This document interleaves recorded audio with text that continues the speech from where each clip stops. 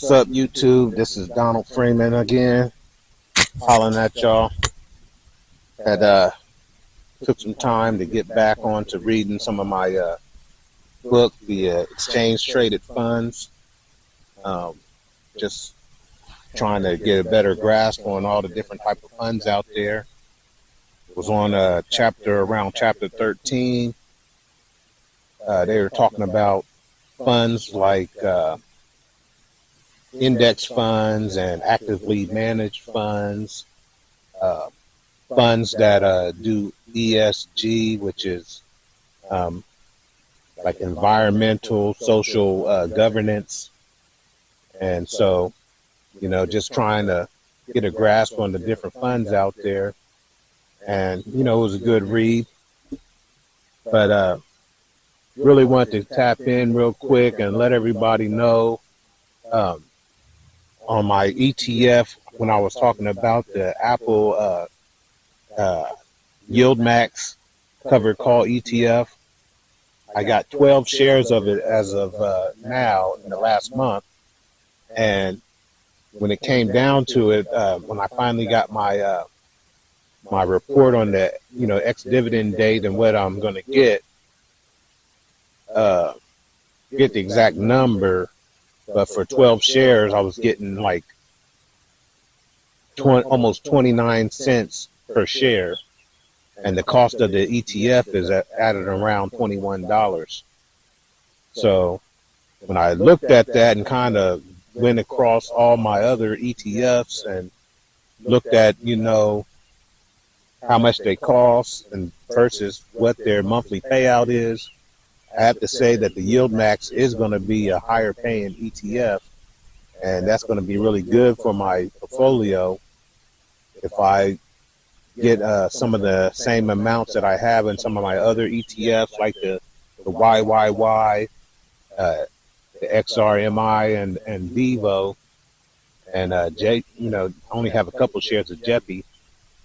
But if I basically get some of those ETFs up, if I get some of the Yield Max, Apple Yield Max up to where those are at, I mean, I think I could be getting in and around about $80 a month off that one alone. And that one, I believe it's going to drop around, I want to say the 19th, around the 15th to 19th. So it's going to be one of those ETFs that it pays out halfway through the month, which is good because, like I was saying, I have most of my large payments coming at the end of the month or the beginning of the month, in and around the first. And so it's going to be good to have one that has a high yield, that holds its value, that I can count on in the halfway through the month, along with my Prospect Capital business-to-business lending company, which I like having. That one is almost around the third week of the month, but having a payout halfway through the month that could be substantial, that I feel like I'm going to build out for the long term, is going to be, golden for my portfolio. If I could, put some of the same money I have in some of my other ETFs into this one, I can really charge my portfolio to, like I said in some of my previous videos, I'm probably at getting around $80 and $90 a month. Ooh, can't lose my bags. Yeah, getting around 80, 90 a month off of all my dividends, but certainly with a higher yield in that Yield Max, I can start clearing something better. I can pretty much continue to, build that one up and have a dividend yield that starts to balloon. I'd be happy that maybe at the end of this year, if I can get it up to giving me about, I don't know,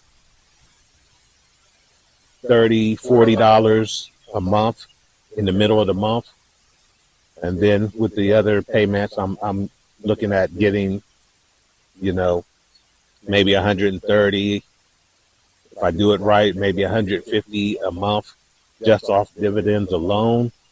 And then, certainly I'm going to continue to, put a certain amount of money in every month. I'm going to do my thing and continue if I have it. I don't know if I mentioned this in some of my last videos that I got a discount from my health bills through the Mercy Hospital here in Springfield, Ohio. And so I don't have to pay as much, but I'm still paying around $164. So that gave me a good opening to continue to put money into my portfolio. So I wouldn't have a problem continuing to do 100 a week. That would be very good to continue to do that with a dividend coming in. I look to maybe add, $6,000 or $7,000 by the end of the year to my portfolio. And I'm currently in and around 10 grand in my portfolio. So that would be a good way to end the year and then go into next year with the mindset that I can turn, 14, 15 or $16,000 into, close to 20. And those are some of the things I'm looking to do. Those are some of the things I'm looking at. Maybe at that time I might slow down the amount that I'm gonna put in. If I'm starting to get a very large dividend from my portfolio in general, maybe I'll continue to put a smaller amount in, but build a little bit of money on the side to where I could, look at other investments. I have friends who are investing in other things. A really good friend of mine, McKenna's, he's investing in real estate. He's also got investments like vending machines, which is a very good investment, I have to say, when you set it up right, which he has done. And, you get cash flow. Like I've always said in some of my other videos, that's what Mr. Wonderful is always talking about on Shark Tank. He wants a business. He wants to invest in something that's going to give you cash flow. And that's why I'm investing in some of the ETFs, covered call ETFs, because a lot of them, they may say their expense, they may say their dividend is around 1 or 2%, but because they're doing the covered calls, their dividend and their yield is actually higher than that. So that's one of the things I wanted to tap in with you guys. Ant's trying to crawl on me. I wanted to come in and tap on you guys and let you know that I'm going to continue to add to the Apple Yield Max APLY ETF and make that one of the main ETFs I buy. I'm going to continue to try to build out my first week, second week of the month stocks and ETFs, because I look at those as going to be a necessity to have a payment that I can, at the beginning of the month, I'll need to be able to buy another stock or two for the compounding effect. You always want to try to continue to build a compounding effect when it comes to your stocks and your portfolio. I mean, there's going to be a time in the future where the compounding effect is so nice that, I'll be able to take weeks or months where I'll be investing my employment money into something totally different. Maybe I'll invest my employment money into, back into my side hustle of, lawn care. This year I kind of slowed down in lawn care. It's just the economy. I have to say, I had some people who got into a jam, and because they got into a jam, I just told them, hey, well, don't worry about it. But, if they can't pay for the service, we'll just cut the service. And it's all a business thing. It's, one of those things where, you know, everybody got to make decisions with their budget. So it's a beautiful day out here. I'm sitting at C.J. Brown Reservoir.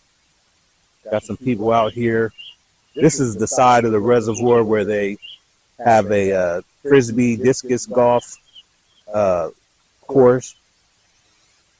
And where I'm at is, I think they say it's like the 18th hole. So very periodically, a group of people had came through here and stopped and, said hi. But this is a nice little area. Got the breeze coming over the lake. So, yeah, just wanted to let everybody know how I'm doing with that. Anybody who, watches this video, like and subscribe to the channel. Certainly, if you subscribe to the channel, hit notification so that you always get notified that, anytime I make a new video. And yeah, I'm going to leave you guys on the next one. See you then.